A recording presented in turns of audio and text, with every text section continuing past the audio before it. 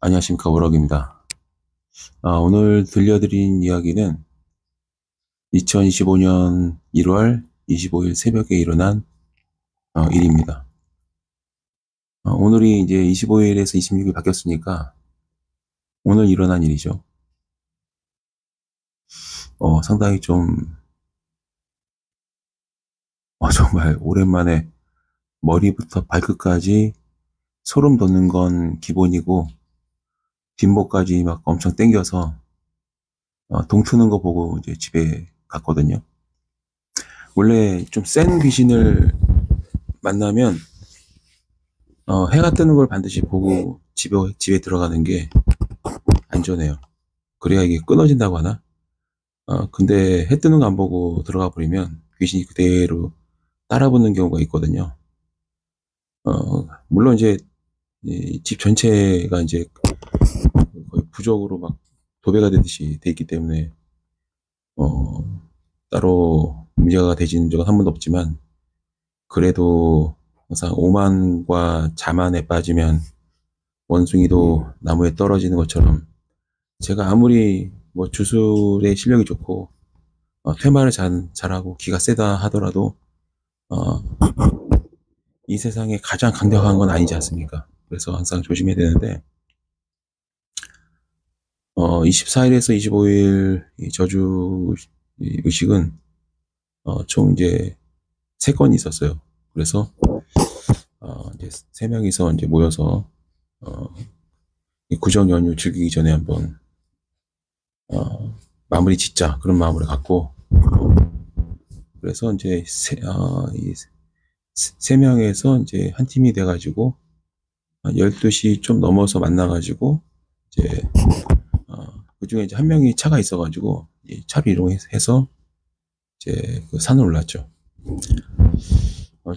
여담이지만 여러분들 저는 서울에 살고 있는데 우리는 서울 토백이거든요. 물론 이제 뭐 저기 미국에서 살다가 온 친구도 있고 하긴 한데 어쨌든 다 서울에 살아요. 오래 살았습니다. 굉장히 저는 서울에서 태어나서 서울에서 자랐고 또 한 친구도 그렇고 또 한 친구는 이제 뭐 미국에서 살다 왔지만 어쨌거나 그 친구도 저기 대부분의 삶을 이제 한국에서 보냈습니다. 그리고 또 군대도 갔다 왔어요. 귀환했고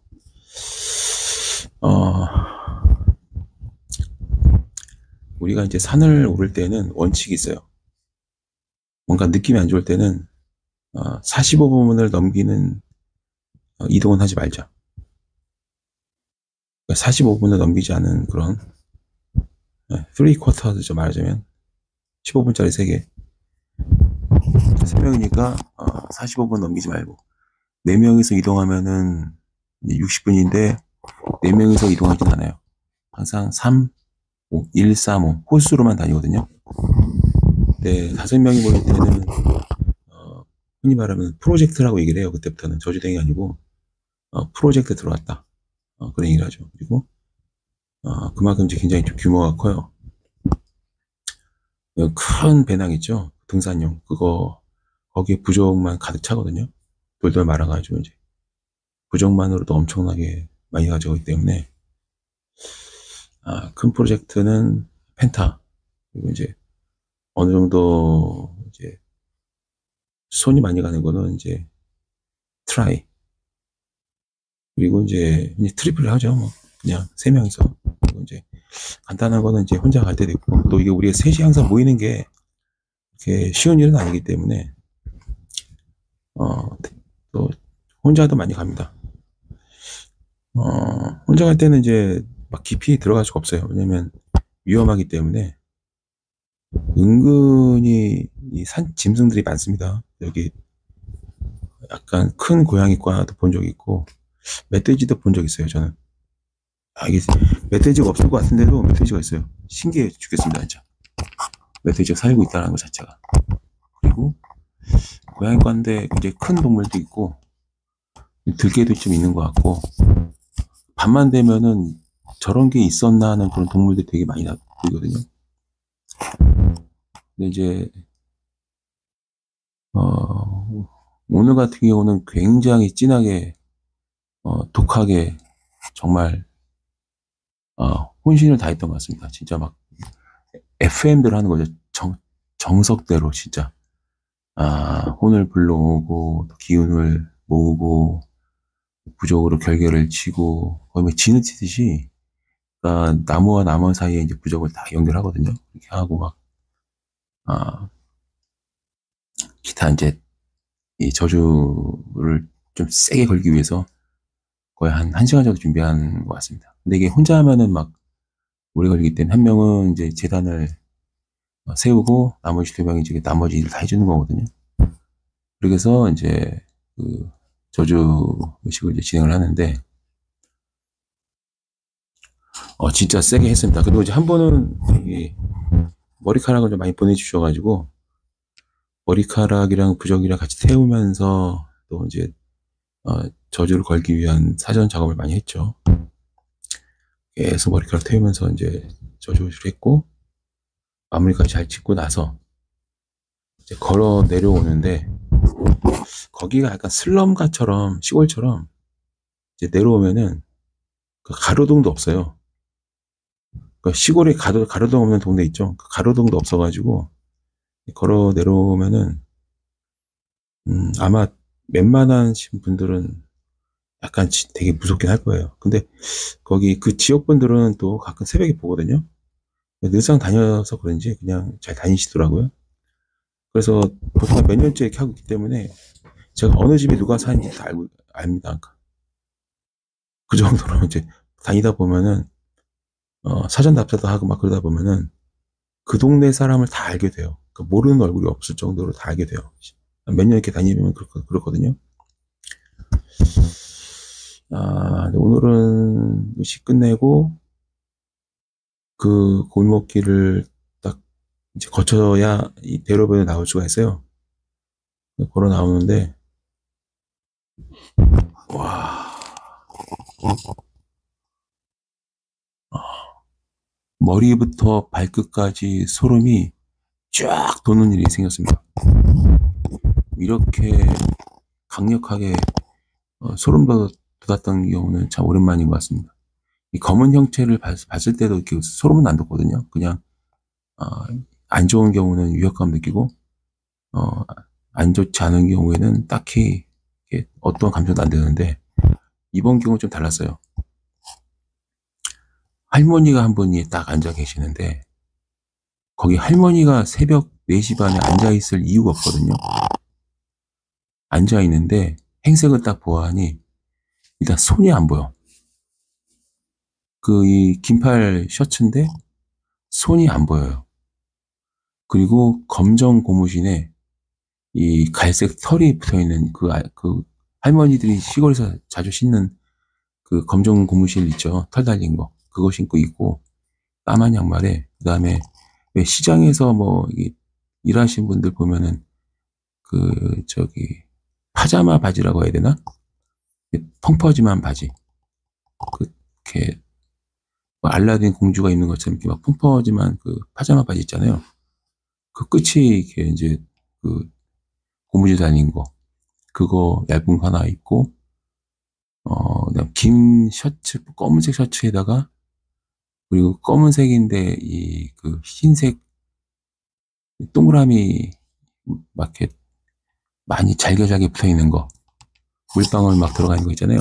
그거 조끼 소매가 어깨에서 어깨까지만 있는, 거기 어깨에도 갈색 털이 짧게 나와 있고, 그리고 옷 깃에서 이 단추 묶는 그 부분도 이제 조그만 털이 이렇게 짧은 털이 쫙 이어져 있고, 그리고 이제 머리카락이 파마한 것처럼 곱슬거리는데 물에 젖은 것처럼 이렇게 촉촉하니 머리가 어깨까지 들어오는 곱슬 파마 머리가 묻지도 않고 그냥 늘어져 있고, 중요한 건 얼굴이에요. 우리가 소름 돋았던 이유가 제가 왜 동틀 때까지 집에 못 들어가냐면 따라올까봐. 와, 할머니가 얼마나 원한이 사무치셨는지. 저는 오늘도 그 할머니 보는 순간 오늘은 진짜 완벽하게 저주 의식을 완료했거든요.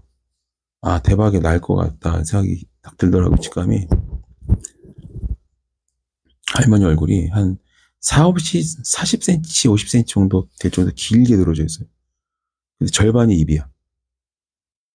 입이 한 20cm 정도 이렇게 길게 이렇게 벌리고 있고, 얼굴이 한 4, 50cm 정도 되니까, 키가 할머니가 끼케야만 150cm 넘으려나? 넘을까 말까 할 정도로 되게 왜소하고 작거든요. 쭈그리고 앉아있는데, 얼굴이 땅에 닿을 정도로 길게 늘어지는 거예요. 근데 눈동자는 안 보이고, 눈이 있는데 눈동자는 안 보였던 것 같아요. 마치 장님처럼. 근데 그 가로등도 없고, 우리 휴대폰 후레쉬도 안 켜거든요. 어둠에 익숙해지면 이제 다 보여요. 얼굴이 하얀 거야. 와, 딱 눈동자 없지만 눈이 마주쳤어요. 저는 한번 씩 웃었죠. 하지만 씩 웃는 와중에도 소름은 돋고 있었어요, 굉장히. 그리고 이제 그 소름이 돋는 게 아무리 거기를 벗어나도, 그래서 이제 자주 가는 편의점 앞에까지 왔네요. 그래서 커피 한 잔씩 뽑아가지고 마시는데, 소름 돋는 게 이제 그때 되니까 사라지더라고요. 근데 중요한 건 이제 뒷목이 땡기기 시작하는 거야. 엄청나게 뒷목이 땡기는 거예요. 처음에는 우리가 너무 열심히 해가지고 피곤해서 그런가 했는데, 피곤하면 머리가 아프거든요. 머리는 안 아파. 두통도 없는데 뒷목이 엄청나게 빳빳하니 땡기는 거예요. 보통 귀신이 붙으면 어깨, 그다음에 등, 그다음 목이거든요. 심하면은 이제 가슴, 호흡 곤란이랑 두통. 근데 뒷목 땡기거나 어깨가 결리거나 등이 쑤시는 거는 귀신이 들러붙었을 때 나오는 전형적인 증상이기 때문에, 도저히 이거는 아침 해 뜨는 거 보고 들어가야겠다는 생각이 들더라고요. 그래서 해 뜬다라는 거는 진짜 해가 뜨는 걸 의미할 수 있지만, 보통 새벽 한 5시 반 정도 지난 걸 의미하거든요. 보통 새벽 한 5시 반 정도가 되면, 시골 같으면 경우에는 이제 이 수탉들이 우는 시간이에요. 5시에서 5시 반. 보통 수탉들이 5시 반에서 6시 사이, 늦으면 7시에 그때 아침이 오는 걸 알리듯이 울거든요. 예전에 시골에 갈 일이 있었는데, 그렇게 새벽에서 아침 딱 뜰 때 되면은 수탉이 울더라고요. 그러니까 수탉이 울면은 귀신이 도망가는 것 마냥, 수탉이 꽃기하고 오는 순간 귀신의 시간은 사라지는 것 같아요. 저 보니까 어릴 때부터 보면. 그래서 이제 5시 반까지, 이제 다행히도 이번에 그 CU 편의점 쿠폰을 보내주신 고객님이 계셔가지고, 그걸로 이제 커피를 쫙 뽑아서 이제 덕분에 따뜻하게 잘 마셨습니다. 다시 한번 영상을 통해서 감사하다 말씀드리고요. 물론 다른 분들도 이제 잘해주시고 계시는데요. 어쨌거나 이제 그분이 주신 편의점 쿠폰으로 커피를 마셔가지고, 영상을 통해서 감사하다 말씀드리면서 이야기를 이어가겠습니다. 그때 우리가 편의점 도착한 다음에 좀 유혹에 시달렸어요. 다시 가서 찍을까? 왜냐면 우리는 촬영 장비를 많이 가지고 다니거든요. 적외선 카메라 장비도 3개나 있고, 또 휴대폰 당연히 촬영되고, 촬영 장비가 꽤 구비가 돼 있어서, 그 할머니 찍고 올까? 컨텐츠 나오겠다라는 그 생각이 확 들더라고요. 근데 뒷목이 너무 땡기니까, 그러면 안 될 것 같은 생각이 들면서 계속 고민이 됐죠. 가서 찍고 올까, 막 이렇게. 찍어서 유튜브에 올릴까? 막 그런 약간 장난기 어린 갈등이 한동안 있었습니다. 한 30분 정도. 그러다가, 해가 이제 뜨는 시간 5시 반 정도 돼서 이제 집에 들어올 수 있습니다. 할머니가, 지금도 눈에 선하지만, 그때 CU에서 이제 커피 마실 때는 최대한 그 할머니 이미지를 지우려고 노력했어요.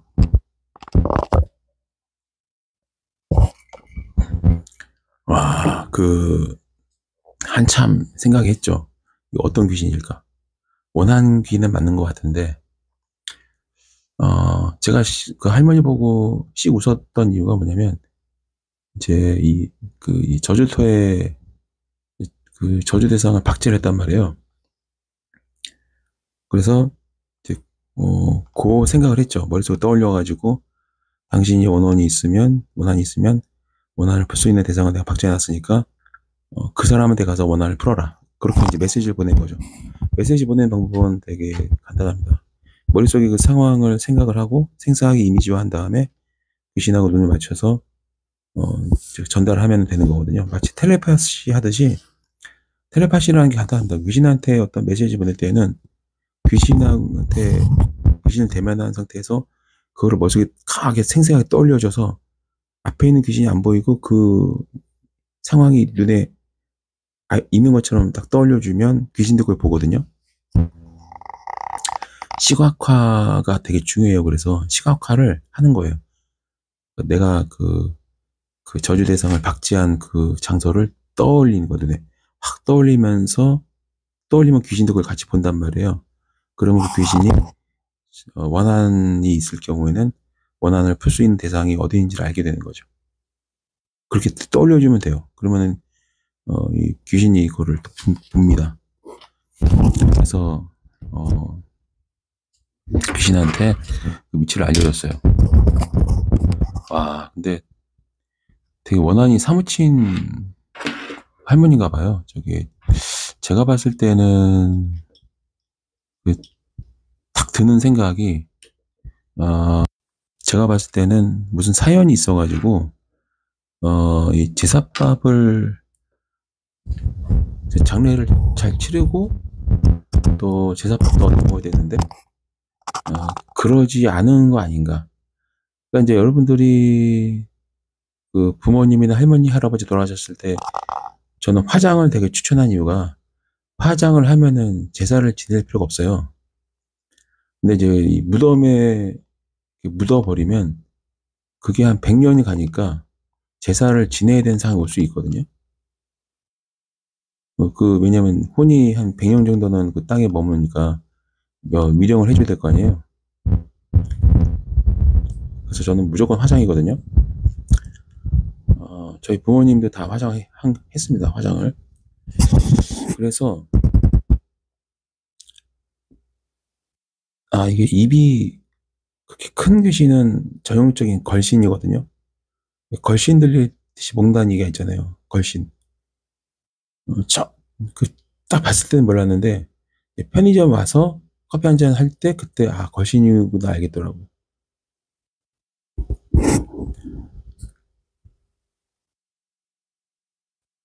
다행히도 그 할머니와 눈동자와 내 눈동자가 마주치진 않았던 것 같아요. 그냥 할머니 얼굴 보면 씩 웃어주고 그다음에 그 저주 대상이 어디에 있는지를 딱 시각화해서 알려줬죠. 그리고 이제 동틀 때까지 기다리는데 뒷목이 땡겨가지고 도저히 그대로 돌아가면 안 되겠더라고요. 그래서 이제 우리가 준비한 항상 가지고 다니는 부적들이 있는데 그거 편의점 이제 밖에 그 테라스가 있거든요. 거기서 이제 태우고 어차피 이제 태워도 몰라요 아무도 그냥 그 부적 태우고 그리고 이제 그 넘고 이제 넘어서 이제 끊어내고 각자 이제 집으로 돌아왔죠.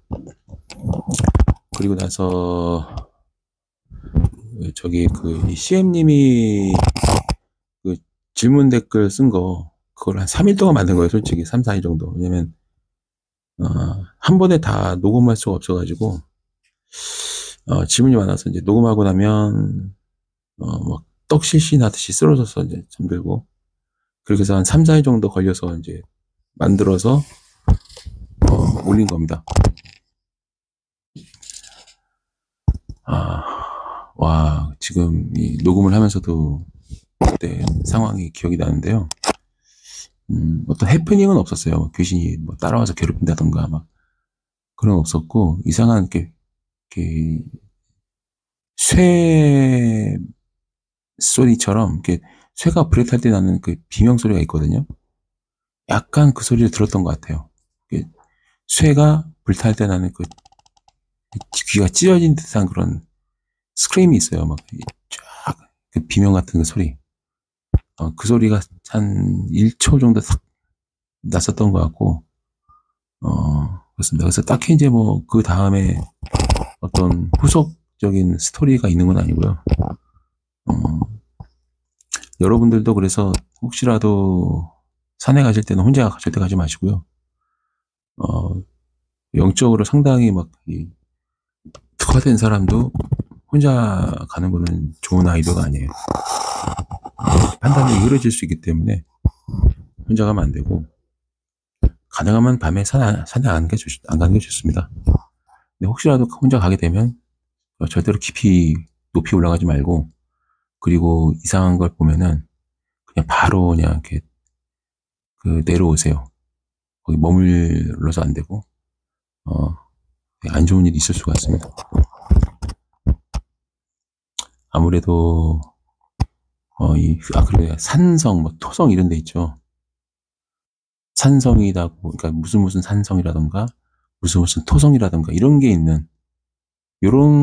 게 있는 산에 갈 때는 특히나 귀신이 많은 것 같아요. 왜냐면 보통 이 산성이나 토성은 외침을 막기 위해서 세운 이제 성이잖아요.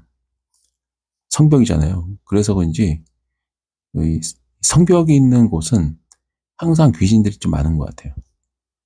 수많은 사람들이 죽다 보니까 거기 남아있는 것 같기도 하고, 아니면 터 자체가 이 사륙의 그런 죽음의 이 터였기 때문에 그 이후에 몇백 년이 흐른 뒤에 현대 사회에 들어와서도 그 주변에 죽은 귀신들이 귀신의 터죠. 맞으면 토성이나 이런 토병이 있거나 성벽이 있는 곳은 거기가 외침으로 인해서 전쟁이 우리나라에 많았기 때문에 거기가 죽음의 터가 되어서 그 이후에 그 1900년대 들어와서 돌아가신 분들도 거기를 죽음의 터로 여겨서 귀신들이 모이는 경우가 좀 있지 않나 싶어요.